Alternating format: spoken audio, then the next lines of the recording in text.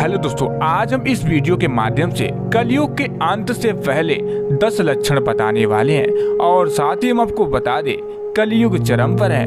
अगर आप लोगों को बचना है तो पुराणों की भविष्यवाणी जान लीजिए। तो दोस्तों, वीडियो को बिना एक सेकंड स्किप किए बिना वीडियो में अंत तक बने रहिएगा। हम यह दावा करते हैं कि अगर यह वीडियो आप लोग अंत तक देख लेते हैं तो आपके मन में कोई भी प्रश्न नहीं उठेगा। तो बिना देर किए चलिए शुरू करते हैं। दोस्तों, कहते हैं कि कलयुग में पाप अपने चरम पर होगा। वर्तमान में कलिकाल अर्थात कलयुग चल रहा है। ग्रंथों में इस युग में क्या क्या होगा या क्या क्या घटेगा यह स्पष्ट लिखा गया है। यह भी है कि इस युग में जब कहीं भी प्रलय होगी तो सिर्फ हरि कीर्तन ही उस मनुष्य जाति को बचाएगा। और पुराणों में लिखा गया है कि जो व्यक्ति संगठन या समाज वेद विरुद्ध आचरण कर भारत की धार्मिक और सांस्कृतिक एकता को खंडित करेगा, उसका आने वाला समय में समूल नाश हो जाएगा। चलिए बात कर लेते हैं कलयुग का पहला लक्षण। दोस्तों, कलयुग की प्रजा बाढ़ और सूखे के भय से व्याकुल रहेगी। सबके नेत्र आकाश की ओर लगे रहेंगे। वर्षा न होने से मनुष्य तपस्वी लोगों की तरह फल मूल व पत्ते खाकर और कितने ही आत्मघात कर लेंगे। कलयुग में सदा अकाल ही पड़ता रहेगा। सब लोग हमेशा किसी न किसी कलेशों से घिरे रहेंगे। किसी तो थोड़ा सुख भी मिल जाएगा। सब लोग बिना स्नान करे ही भोजन करेंगे। देव पूजा, अतिथि सत्कार, श्राद्ध और तर्पण की क्रिया कोई नहीं करेगा। कलयुग की स्त्रियां लोभी, नाटी, अधिक खाने वाली और मंद भाग्य वाली होगी। गुरुजनों और पति की आज्ञा का पालन नहीं करेंगी तथा पर्दे के भीतर भी नहीं रहेंगी। अपना ही पेट पालेंगी, क्रोध में भरी रहेंगी, देह शुद्धि की ओर ध्यान नहीं देंगी तथा असत्य और कटु वचन बोलेंगे। इतना ही नहीं, वे दुराचारी पुरुषों से मिलने की अभिलाषा करेंगी।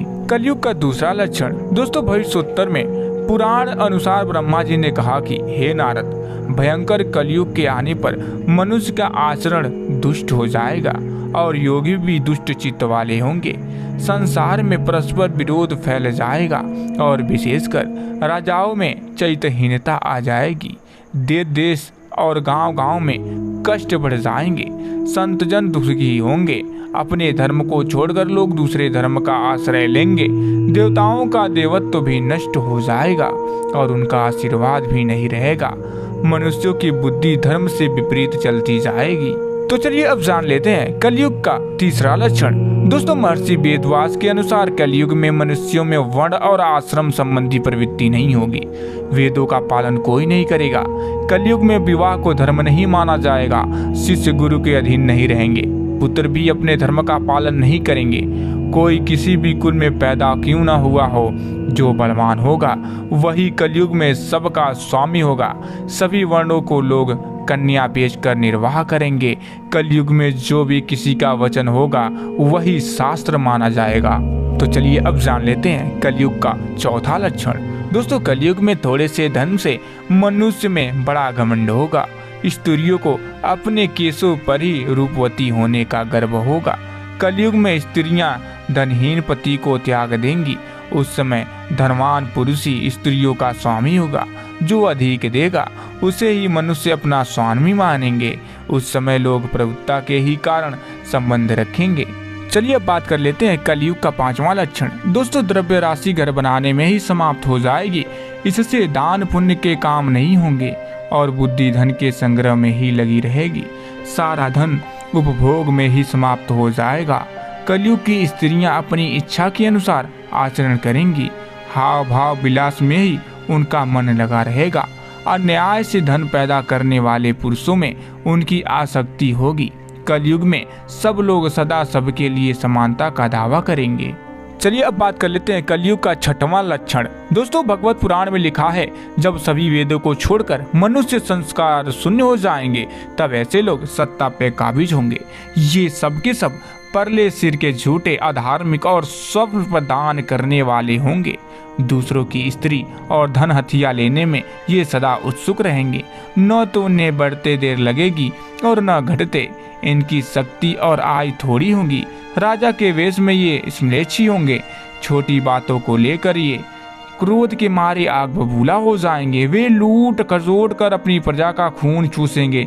जब ऐसा शासन होगा तो देश की प्रजा में भी वैसा ही स्वभाव, आचरण, भाषण की वृद्धि हो जाएगी। राजा लोग तो उनका शोषण करने ही आपस में वे भी एक दूसरे को उत्पीड़ित करेंगे और अंततः सबके सब नष्ट हो जाएंगे। कलयुग का 7वां लक्षण। दोस्तों, कलयुग आने पर राजा प्रजा की रक्षा न करके बल्कि कर के बहाने प्रजा के ही धन का अपहरण करेंगे। अधम मनुष्य संस्कारहीन होते हुए भी पाखंड का सहारा लेकर लोगों को ठगने का काम करेंगे। उस समय पाखंड की अधिकता और अधर्म की वृद्धि होने से लोगों की आयु कम होती चली जाएगी। उस समय 5, 6 अथवा 7 वर्ष की स्त्री और 8, 9 या 10 वर्ष के पुरुषों से ही संतान होने लगेंगी। घोर कलयुग आने पर मनुष्य 20 वर्ष तक भी जीवित नहीं रहेंगे। उस समय लोग मंद बुद्धि, व्यर्थ के चिन्ह धारण करने वाले, बुरी सोच वाले होंगे। कलयुग का 8वां लक्षण। दोस्तों, लोग ऋण चुकाए बिना ही हड़प लेंगे तथा जिसका शास्त्र में कहीं विधान नहीं है ऐसे यज्ञों का अनुष्ठान होगा। मनुष्य अपने को ही पंडित समझने लगेंगे और बिना प्रमाण के ही सब कार्य करेंगे। तारों की ज्योति फीकी पड़ जाएगी, 10 दिशाएं विपरीत होंगी।